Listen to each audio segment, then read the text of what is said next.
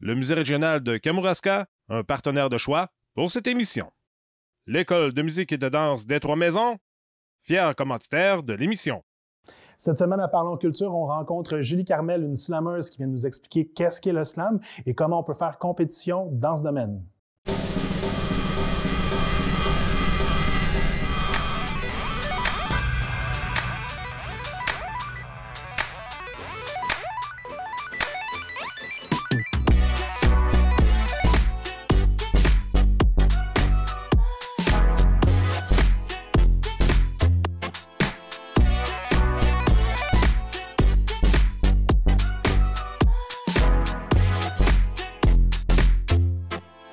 Julie Carmel, bonjour. Bonjour. Et merci d'être là. Merci de m'avoir invité, c'est le fun. Écoute, Julie, tu viens nous parler de slam aujourd'hui. Tu es une slameuse. C'est quoi du slam? En fait, ça peut être très, très large du slam. Ouais. Dans le fond, c'est comme un 3 minutes de carte blanche qu'on te laisse sur une scène. OK. Puis on s'attend à ce que tu utilises des mots. Puis c'est ça. Il n'y a pas de musique, pas d'accessoires, pas de costume. Puis 3 minutes pour faire passer ce que tu veux. Dans le fond, tu as 3 minutes pour aller parler au micro essentiellement. C'est ça.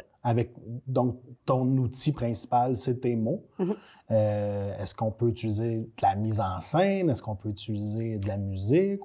Bien, mise en scène, dans le sens où on peut se promener un petit peu. La scène, la plupart du temps, est assez réduite. Donc, ça va se réduire à ça comme ça. Il y a des gens qui gesticulent beaucoup. Il y en a qui restent très stables. Mais on ne va pas utiliser... C'est ça, on n'a pas d'accessoires, donc on n'a pas de décor à bouger dans la mise en scène. Fait que c'est très le corps qu'on a, puis la voix, puis les mots qu'on utilise. Puis en fait, j'ai dit que tu étais slameuse, mais de compétition, c'est ça que je comprends. Même tu as gagné, en fait, en novembre 2022, la compétition qu'il y a à Montréal. Comment on compétitionne en slam, en fait? En fait, on compétitionne tout le temps en slam. OK. Moi, j'ai appris ça, d'ailleurs, à mes dépens. Pas nécessairement à mes dépens, parce que ça a bien tourné. Mais la première fois que je me suis présentée dans une scène de slam pour présenter des textes, je savais pas exactement c'était quoi. OK. Il m'avait dit « Prépare 2 textes de 3 minutes ». Fait que je me suis inscrite comme ça. Là, je suis allée lancer mon premier texte. Puis là, en me rassoyant, il y a des juges qui donnent des notes sur 10 juste après. Et puis, donc, ça surprend la première fois. Et puis, c'est tout le temps comme ça. En fait, à chaque fois que quelqu'un performe, tout de suite après, on a une notation de 5 juges qui sont des personnes choisies au hasard au début de la soirée, qui sont assis dans la salle, qui ne sont pas des juges professionnels. Ils vont y aller avec leur ressenti à eux. Puis il y a tout le temps 5 notes qui sortent tout de suite après ton texte. Puis est-ce qu'ils ont des critères ou c'est vraiment leur appréciation personnelle, au fond, c'est ça? C'est le peuple qui parle. OK. Oui. Puis comment on devient slameur, justement? Là, tu me dis, je suis allé faire mes textes, je ne savais pas trop. Qu'est-ce que ça prend? Oui, bien, en marche? fait, moi, je peux raconter un peu ma petite histoire parce qu'au départ, je n'étais pas slameuse. Je me suis ramassée slameuse cette année. C'est quelque chose de super nouveau pour moi. Au départ, je suis passée par plein de petites disciplines, mais tout le temps à petite bouchée. Ouais. Et puis, moi, j'avais préparé un numéro de clown triste que j'aimais vraiment beaucoup. Qui me fait énormément de bien pour plein de raisons. Puis là, j'étais fière de ce numéro-là. Je l'ai présenté 1 fois, 2 fois, puis j'avais envie de le refaire encore. Fait que je me suis dit, je vais aller le faire au slam. Puis là, ils m'ont dit, non, là, c'est 3 minutes. Fait que bon, j'ai coupé mon numéro. Puis ils m'ont dit, ça t'en prend 2. Fait que j'en ai écrit un autre. Oui. Et puis, c'est là que je me suis rendu compte que c'était noté. OK. Et puis qu'il y avait d'autres gens qui étaient notés aussi à la fin. Puis donc, c'est comme toujours un peu compétition, mais dans un mode sportif. C'est pas dans un mode on t'évalue puis on te sac par la fenêtre. C'est beaucoup d'amour dans la façon dont c'est noté. Puis le public est vraiment là aussi pour, entre autres, chahuter les juges qui donnent pas des bonnes notes. Fait que il y a quelque chose de très enveloppant dans la façon d'être dans les soirées de slam. Puis là, en fait, la première soirée où je me suis présentée, je me suis ramassée en 2e place. Donc, j'ai comme gagné cette fois-là. Puis ils m'ont dit, ça veut dire que tu es qualifiée pour les demi-finales. Moi, je savais pas. Fait que c'est là que je me suis ramassée à écrire d'autres textes. Oui. Puis là, ça a lancé toute la saison qui s'est passée. Fait que là, si je comprends bien, en fait, c'est un peu organisé comme une ligue. C'est une ligue. C'est une ligue de, je vais dire, d'impro, mais de hockey. Mais là, c'est une ligue de slam, en réalité. Puis, dans la région ici, où est-ce que ça se passe? Alors, moi, je joue dans la ligue de slam de Rivière-du-Loup. Ouais. qui se passe la plupart du temps à la brûlerie de l'Est, mais il y a d'autres salles qui sont utilisées des fois. OK. Au départ, les premières fois que j'ai fait des textes, c'était dans des micros ouverts à Rivière-Ouelle aussi, à la Baleine endiablée, qui sont organisés par Camille. Fait que ça, c'était quelque chose... c'est là que j'ai fait mon premier numéro de clown triste. Là. Donc, c'était comme c'est des petits espaces de scène qui existent dans la région ici. Mais là, tu me parles de numéro de clown, tu arrives en slam. En général, en slam, il y a pas, un peu comme tu as dit, il n'y a pas d'accessoires, il n'y a pas de costume. Mais t'es-tu arrivé costumé? Là, non. Okay. Non, bien déjà, moi, le clown que j'ai fait avant, c'était un clown avec, tu sais, des fois un nez, mais pas tout le temps. Puis c'était très, très sobre. C'est une école de clown en Espagne que j'ai faite. C'était pas ici. Fait que c'est très loin déjà de l'idée de clown de fête d'enfant. Là. Puis c'était un texte absolument tragique. C'est juste que moi, je le tourne d'une façon qui est un peu comme ridicule drôle. Parce que c'est ça qui m'intéresse dans le clown. Puis c'est ça qui m'intéresse dans beaucoup de textes que je fais dans mes slams aussi. Fait que c'était comme cette démarche-là qui va se retrouver dans beaucoup de ce que je fais en slam aussi, parce que c'est ce que j'aime exprimer. Puis là, tu me parles de clown, tu me parles d'une formation en Espagne. Ton parcours, en fait, avant de faire du slam, ou ton background, ton profil, ça ressemble à quoi un peu? Moi, je suis surtout une spectatrice. OK. Dans le sens où j'ai regardé beaucoup de théâtre dans ma vie, j'ai eu cette chance-là. Et puis, j'ai beaucoup essayé d'en faire. J'en ai fait pas mal quand même. Mais c'est ça. Et après, c'est la petite partie de bouchée de l'impro, du clown, un peu de poésie. J'écrivais aussi. Mais tu sais, j'ai fait un petit peu de performance. Mais je mettais encore quand même beaucoup, la plupart de mon temps, dans mes relations, dans mon travail. Dans plein d'affaires. Fait que là, je suis comme une late bloomer, dans le sens où ça a pris du temps avant que tout ce background-là puisse me servir. Mais là, je suis allée chercher tout ce qui m'avait nourri premièrement, mon expérience de spectatrice, puis dans ce que j'aime voir, ce que j'aime entendre, ce qui me surprend. Puis, et puis, c'est ça, je me suis ramassée là, sur scène. Puis là, t'es sur scène, en fait... Tu fais Rivière-du-Loup. Là, on dit, t'es qualifié pour les demi-finales, qui sont toujours à Rivière-du-Loup. Toujours à Rivière-du-Loup, oui. Puis là, aux demi-finales, ça se passe comment? Bien là, j'avais eu une couple de mois pour me préparer. Ouais. Fait que là, j'avais écrit des nouveaux textes. Je suis aussi, j'ai la chance d'être la collègue de Louis Laherroy, qui est, entre autres, un grand gagnant de l'an passé. Ouais. Et puis... qui m'a un peu, pas coachée, mais qui m'a beaucoup encouragée dans ce que je faisais, puis qui m'a dit « Ah, ça, c'est des thèmes, c'est super bon. » Il venait me voir quand j'ai essayé beaucoup de mes textes à Rivière-Ouelle avant de les présenter en compétition, pour les casser, voir déjà comment le public réagit, est-ce que ça va marcher, est-ce que c'est trop long. Parce qu'en compétition, dès qu'on dépasse le 3 minutes, là, on est noté négativement. Il y a des pénalités. Oui, il y a des pénalités. C'est sérieux quand même. Sérieux, gentil, mais quand même sérieux. Puis là, je me suis dit, je vais essayer quand même de bien réussir mon affaire. Puis là, plus ça allait, plus je me suis mis à écrire. En fait, je suis allée comme revisiter plein de choses, puis plein de thèmes qui m'intéressaient avec la lunette que j'avais créée dans mes premiers slams. Puis là, j'avais comme un air d'aller, là. Et puis, la demi-finale s'est super bien passée. Puis là, je me suis dit, je vais me rendre en finale. Là, je me suis dit, OK, on se rend en finale à Rivière-du-Loup. Puis là, je me suis dit, je vais quand même essayer de bien faire ma finale. Puis en fait, j'ai terminé première à la finale de Rivière-du-Loup. Donc là, j'étais très, très, très contente. Puis après Rivière-du-Loup? Après Rivière-du-Loup, en fait, les 4 personnes les mieux notées de la saison de la Ligue de Rivière-du-Loup étaient envoyées à Montréal pour le Grand Slam, où, dans le fond, la plupart des ligues envoyaient leurs 4 champions aussi. Ouais. Fait que c'est pas mal les meilleurs slammeurs du moment, ou ceux qui, du moins, les mieux notés d'un peu partout au Québec, si je comprends bien. C'est ça. OK. Puis à Montréal, ça s'est bien passé aussi. À Montréal, ça s'est bien passé aussi. Je veux dire, t'es quand même revenue grande gagnante, si j'ai bien compris. Troisième de Montréal.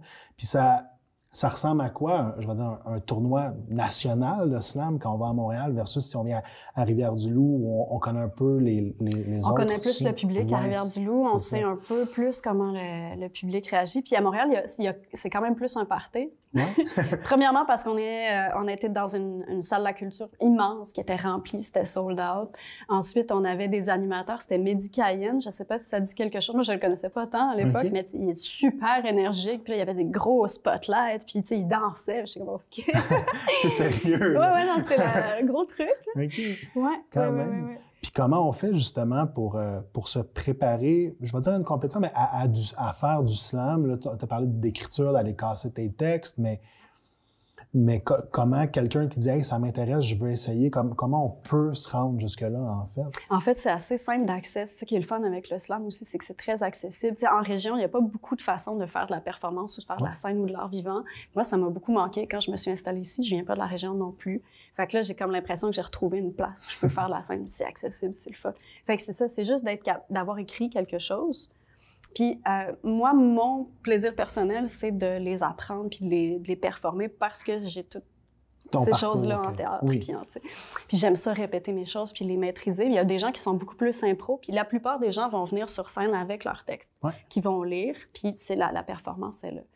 Donc, il faut que le texte soit écrit par la personne. Ça, c'est une des conditions. Donc, la personne qui présente, c'est aussi l'auteur ou l'autrice du texte. OK, oui. OK. Oui. Fait que ça, c'est un grand critère. Puis sinon, on a parlé un peu de limite de temps, de contraintes, tout ça. Est-ce qu'il y a d'autres restrictions? Est-ce qu'il y a d'autres critères? Ou... Non, il n'y a jamais. Le thème n'est pas donné. Okay. C'est toujours très...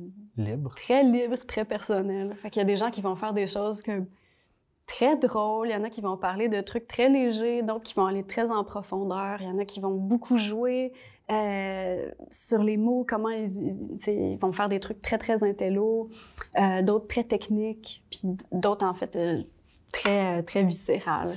Puis là, au fond, à Montréal, à la compétition, tu présentais pas seulement un texte, c'était plusieurs textes que tu présentais? En fait, les 2 premiers soirs, on était 24 à présenter, fait que c'était chacun un texte, parce que ça faisait des très longues soirées. Même en 3 minutes, à la fin, le public a pu. Fait que, puis il y avait une pause entre les deux, mais il y avait, c'est ça, 24 personnes. On est passé le vendredi, les 24, le samedi, les 24 aussi. Et puis, à partir des notes qui ont été données le vendredi puis le samedi, il y a 16 d'entre nous qui sont allés performer le dimanche. Comme à la finale, si je peux dire ça comme ça. Puis ça, c'était la grosse finale. Le dimanche, là, on avait une autre salle qui est le Lion d'or à Montréal, qui est une beaucoup plus belle grande salle. Oui, une belle salle avec, de spectacle, oui, en fait. Une vraie belle grosse salle de spectacle. Puis très chaleureuse aussi. Fait que là, on a commencé 16. Puis là, pendant la soirée, donc on a chacun fait un texte. Et puis là, ils ont rappelé seulement 8 personnes. Puis à la fin, ils ont rappelé 5 autres personnes. Puis à chaque fois, en fait, tu arrives avec un nouveau texte. C'est pas le même toujours. texte. Donc, c'est pas de dire, OK, j'ai répété ou je me suis fait mettre en scène pour mon texte, puis là, j'arrive puis je le performe encore et encore et encore. À chaque fois, c'est une nouvelle performance que tu casses? Ou... Comme j'ai raconté au début, dans une soirée régulière, en fait, on doit toujours faire 2 textes. C'est ça. Fait que, au départ, on a 2 textes. Et puis après, quand on rentre dans les compétitions nationales, ou en tout cas provinciales, là, ça va être comme un peu plus à la carte. Mais moi, la Ligue de Rivière-du-Loup m'avait dit « prépare-en 6 au cas où ». OK, quand même. Puis justement, pour préparer ce texte-là, tu l'as dit un peu tout à l'heure, mais je veux pas, il faut les écrire, il faut s'inspirer, ton processus de création à toi, ça ressemble à quoi? Comment mettons, tu te lèves un matin, tu fais « OK, j'écris mon texte » ou... Bien, presque. Okay. J'ai une liste de thèmes qui me sont proches et chers puis que je trouve qu'ils ont une portée intéressante. Puis... Est-ce qu'on peut avoir un exemple de ces thèmes-là? C'est des... Ouais. Souvent, je vais sur des grosses affaires de ma vie. Mettons. J'ai écrit un numéro sur ma rupture. J'ai écrit un numéro sur mon accouchement, un numéro sur mon avortement, un numéro sur la maladie de ma mère. Tu sais, comme... Vraiment des choses qui sont ancrées en toi. Oui, c'est ça. Des choses que j'ai vécues, mais que je sens qu'ils ont une portée, parce que beaucoup de gens ont vécu des choses comme ça. J'ai un autre numéro sur comme du harcèlement au travail que j'ai vécu, qui a fini par un congédiement, qui était comme super difficile à vivre. Puis je prends ces choses-là, puis j'ai comme une autre liste là, que j'ai pas, dans laquelle je peux encore piger. Puis là, j'essaie de voir comment je mets ça en beauté puis en poésie. Puis j'essaie de tout le temps rendre ça un peu drôle aussi parce que j'aime ça. Parce que c'est ça qui me sort à moi. Puis qu'est-ce qui fait justement la qualité d'un bon texte de slam? Selon moi, c'est autant le contenu que le contenant. C'est-à-dire que ça prend un bon thème, ça prend aussi une bonne façon d'aller le servir, d'utiliser les mots pour le servir. Puis là, on a parlé un peu de performance tout à l'heure. C'est quand même pas du jeu d'acteur, mais il y a quand même un peu d'aller porter, en fait, ces mots-là. On le sait, exemple, dans les années 70, on a eu les soirées de la poésie, entre autres, qui ont été très, très populaires. Est-ce que c'est un écho à ça? Comment ça se répond, en fait, de dire, on arrive avec nos textes, comme toi, c'est porteur, c'est un texte qui a été écrit, tu as choisi les mots que tu vas dire, veux pas. Est-ce que c'est revendicateur? Est-ce que toi, de ton côté, c'est drôle? Il y a un peu de tout, de ce que je comprends. Oui, okay. C'est ça. Okay. Ça dépend vraiment de chaque personne. C'est ça qui est beau parce que chaque slameuse va apporter vraiment sa touche. Puis il y en a qui sont très théâtraux. Il y en a à Montréal qui sont carrément des comédiens. OK. Dans ceux que j'ai croisés. Donc, des gens qui ont un contrôle de leur voix puis de comment ils portent un texte qui est assez impressionnant. Puis il y en a d'autres qui sont plus... il y en a qui sont plus revendicateurs. Il y en a, tu sais, chacun va avoir son... Puis au fond, le fait qu'on choisit toujours un jury différent à chaque soir, ça fait que c'est pas tout le temps les mêmes qualités qui sont regardées, j'imagine. C'est assez... Ça pousse quand même à la modestie parce qu'on ne sait pas ce qui va marcher dans la salle. Des fois, j'ai réévalué, mettons, à Montréal, un moment où je sentais que j'avais fait un numéro drôle, puis le public avait ri, là, j'ai reçu plein d'amour, mais j'avais pas eu des super notes, puis je me suis dit, OK, ces juges-là, ils veulent pas rire.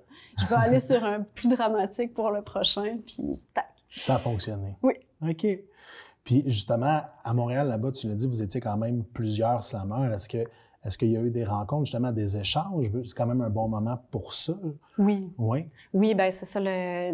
Le samedi soir, entre autres, là, à la fin des 2 soirées qu'on avait faites à la Maison de la Culture, on est tous allés dans un bar. OK. Puis là, on a eu plein de temps pour se parler entre nous parce qu'il y avait comme plein de belles rencontres à faire. Des fois, on a juste été genre... Moi, j'ai été très, très touchée par le texte de certaines personnes que j'ai vraiment eu envie de rencontrer parce qu'ils sont venus me chercher, vraiment.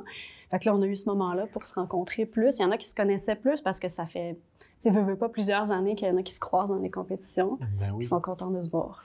Puis, est-ce que, en fait, je vais dire pour le futur, en fait, qu'est-ce qui t'attend comme slameuse? Est-ce qu'on va pouvoir devoir performer bientôt? Est-ce qu'on va pouvoir... Là, je reprends la Ligue régulière de Rivière-du-Loup. Okay. Donc, ça va se passer cette année. Je vais venir en compétition régulière. Ça se peut que je vienne hors compétition des fois aussi. C'est-à-dire, des fois, je peux venir avec des textes que je trouve moins forts, juste pour allonger la soirée ou faire un slam sacrifié qu'on fait au début pour pratiquer les juges un peu, avant de rentrer dans la compétition, mais juste comme donner un premier texte en pâture. Dans le fond, quand tu dis un texte sacrifié, t'arrives puis tu fais un texte en sachant, en fait, que ça fonctionnera pas. Non, mais c'est dans le sens, il est sacrifié. Oui. C'est quelqu'un qui n'est pas en compétition ce soir-là qui fait le slam sacrifié. Et puis, dans le fond, c'est juste qu'on s'est rendu compte que peu importe ce qui se passe, puis peu importe la qualité des textes, les juges sont toujours plus sévères envers les premiers textes. OK. Parce qu'ils n'ont pas eu les autres encore pour se bâtir un peu leur échelle. Fait qu'on en lance un premier pour donner un peu le ton, puis après ça, on se dit que peut-être à partir de celui-là, ils vont pouvoir mettre des notes cohérentes. Est-ce que toi, tu as déjà été juge dans... Non? Jamais. J'aimerais ça. Ouais. Mais non, ça ne s'est pas passé. Bien, c'est sûr que si tu es sur la scène, c'est pas possible. C'est ça. Non. Parfait. Puis, écoute, je serais assez curieux de savoir... parce que tu nous as parlé des micros ouverts tout à l'heure de Rivière-Ouelle. C'était pas tes premiers moments d'écriture quand tu écrivais en slam, en fait, là, de ce que j'ai pu comprendre. Est-ce que les textes que vous écrivez, ou est-ce que ça se retrouve, est-ce qu'on peut les lire, ou c'est vraiment, c'est unique, c'est éphémère, en fait, comme... C'est de l'art vivant. OK. Oui, puis moi, en fait, je trouve que ça a quelque chose de vraiment le fun que ce soit comme ça, dans un sens où un texte écrit, c'est de la poésie. Ouais. Et puis un slam, c'est quelque chose qui se reçoit, puis qui s'interprète. Fait qu'il y a quelque chose de vraiment plus texturé dans le fait de vivre ça sur place, en fait. Puis même quand je les relis, les miens, il y en a qui sont tellement plus le fun en live. Puis, entre autres, ceux qui sont drôles ont tellement besoin du public pour les trouver drôles que juste en texte comme ça, c'est vraiment pas aussi le fun que ce que ça peut donner en vivant. Puis, dis-moi, tu sais, pour la région ici, pour le Kamouraska, le slam, en fait, c'est quoi la valeur que ça ajoute, en fait, d'un point de vue culturel à toute la région, aux gens qui viennent le voir, mais aussi qu'est-ce que ça peut apporter, en fait? Beaucoup de choses. Ouais. Beaucoup de choses. Moi, en fait, c'est ça. Je viens pas de la région ici, puis je trouve que culturellement, je suis pas tout à fait satisfaite de l'offre qu'il y a. Puis tranquillement, je trouve qu'il y a quand même des super initiatives, puis je vais pas du tout cracher sur ce qui se passe. On mais les connaît je suis habituée d'être un peu plus nourrie que ça. Mais là, d'avoir en fait ces micros-là qui sont des grosses surprises, on sait jamais sur quoi on va venir être touché. Je pense qu'il y a vraiment beaucoup de choses qui se passent dans les soirées slam. Puis de ce que tu me parles aussi, c'est un peu des gens qui proviennent de plusieurs milieux, en fait. Ça peut être monsieur, madame, tout le monde, ça peut être toi qui viens de Montréal, ça peut être quelqu'un qui est né puis qui a vécu ici. Ça doit quand même faire un bel éventail, en fait, de performances. Oui, vraiment. Puis les gens sont très étonnants dans ce qu'ils décident de raconter. Puis ils parlent beaucoup de leur vie, donc ça nous donne des espaces, des fenêtres ouvertes là, sur plein de conditions humaines. C'est vraiment le fun. Puis toi, est-ce que à travers toute ton expérience, il y a justement un texte ou une personne que tu as fait « OK, ça j'aurais jamais cru, ça m'a sidéré ou ça m'a impressionné » ou comprends-tu où je vais aller avec ma question? Ouais? Oui. Ben oui. En fait, j'ai eu ça à Montréal il y a quelques semaines avec une personne qui s'est pas classifiée. Le jury l'a pas aimé autant que moi, mais je l'ai trouvé extraordinaire. Puis qu'est-ce qui faisait que cette personne-là, en fait, est venue te toucher? Ben c'est ça. Elle est allée chercher ce que moi je trouve important, c'est-à-dire un thème très fort puis un contenu vraiment un contenu intéressant puis une façon de l'amener puis de l'enrober qui m'a complètement surpris. J'aime être surpris aussi. Ouais. Pas juste, tu sais, il y a des images que j'ai déjà vues, fait que moi je demande à être surprise. Je suis un public très tendre mais très exigeant. Fait que là cette personne-là est allée chercher vraiment tout ce que. Puis je pense qu'on l'a un peu dit, mais dans le fond, n'importe qui peut s'inscrire à la Ligue. Oui. Tant que tu as 2 textes au final. Puis est-ce qu'il y a une certaine censure? Est-ce que c'est tous les types de textes qui sont acceptés? Tout est accepté. J'ai jamais vu quelqu'un dire ça n'a pas sa place au slam. OK. Fait qu'il y a pas, tu sais, on s'attend à ce que ce soit en français, mais tu sais, si quelqu'un veut venir performer dans une autre langue, j'ai jamais vu personne se fâcher non plus après ça. Il y a pas de thèmes qui ont été comme, il y a des gens qui sacent des fois. C'est pas, il y a pas de coup de règle qui se donne. Puis justement, tu en as parlé un peu au début de l'émission, de dire le public peut même jusqu'à aller chouer les juges, là, en fait, les huer. Est-ce que ça arrive dans quel contexte? Est-ce que c'est bon enfant? Ou, c'est bon enfant. Un peu comme quand on lance des claques à l'impro, par exemple, quelque chose comme ça. Par exemple, un texte qu'on a aimé, ou dans lequel, par exemple, des fois, il y a des textes où on sent que la personne est vraiment allée chercher quelque chose qu'elle avait besoin d'exprimer puis que ça lui a fait beaucoup de bien. Puis des fois, c'était pas un texte qui était pas d'une très grande valeur artistique, mais il y avait quelque chose de très, très important. Fait que là, il y a des juges qui vont être très sévères avec ça, mais ils vont donner, mettons, un 7.8.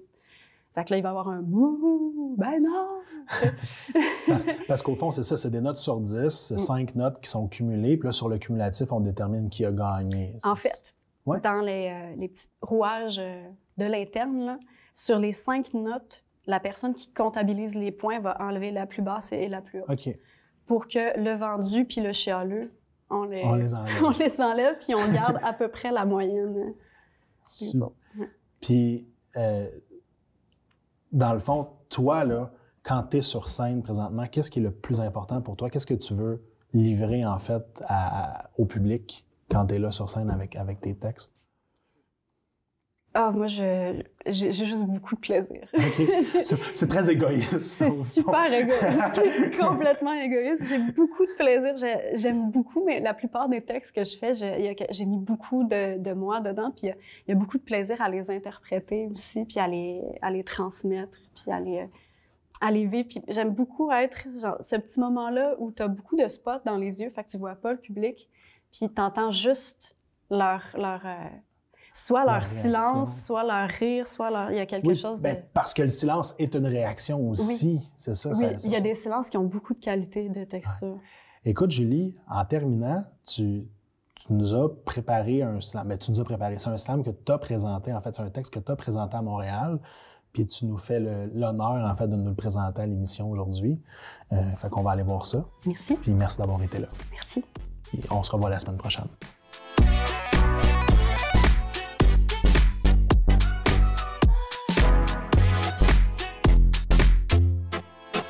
Derrière votre épaule, en angle mort, il y a les lunettes du nouveau boss.